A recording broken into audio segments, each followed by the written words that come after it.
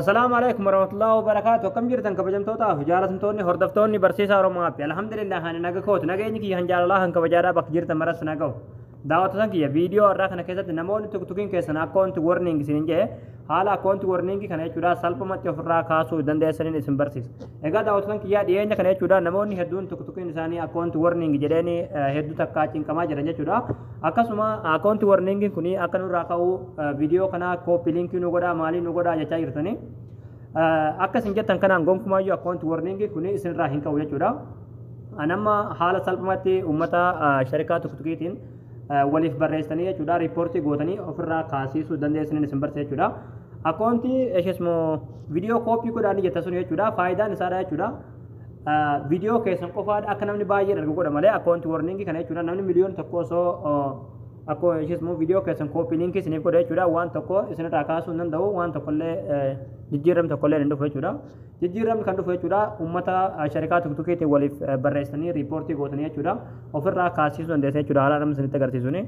egaa video kana akka namni baay'ee dargee kan raafaadamu laayik sheer godha jechuudha laayikii fi sheer gochuu ittiin kaffaltanii sirritti laaki godhaachu video kana kan namni baay'een argaa irraa fayyadamu egaa amma gabanumaan haalatti uummata sharikaa tuktukii kanaan waliif barreessanii akkaawuntii warningii kana ofirraa salphumatti kaasuu dandeessanitti isin dabarsu. Hayyee daawwattootaan kiyya gama barumsaatiin darbuun duratti warroonni YouTube chaanaala keenyaaf haarawwataa tan baga nagaan dhuftan jechaa barumsa dabalataa argachuudhaaf chaanaala keenya subscribe godhachuun dagatinaadha.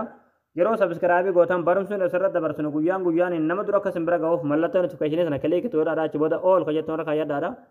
Video keenya nan baay'ee dargee kan raafaadamu laayik godhaadha barumsaan garaadhaa isin darbee YouTube channel keenya jala seenaadha video baay'eetu jira irraa baradhaadha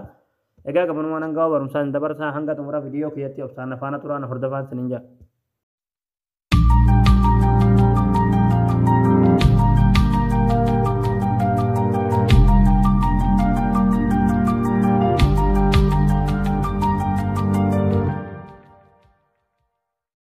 Hayyee daawwattootaan kiyyaa warroonni tuktukiin keessan account warning isin jechuudha dursa profile tuktuk keessan dhuftanii jechuudha account warning isin yoo kana jechuudha profile keessan kana screenshot kaafatun haala kanaani yeroo haala kanaan account keessan kana isamma account warning je kana screenshot kaafatan jechuudha asirratti sarara sadii kanarratti yeroo tokkoof click ni gootu achi booda setting in the private kan click ni gootu achi booda asirra gad deemtaniiti report irra dhuftu report ka jomarratti yeroo tokkoof click ni gootu achi booda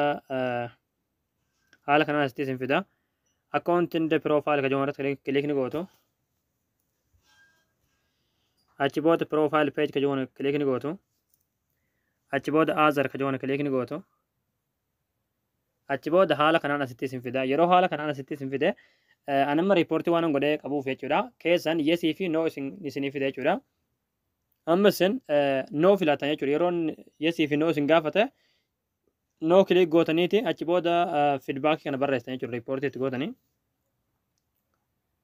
reply kan dhootu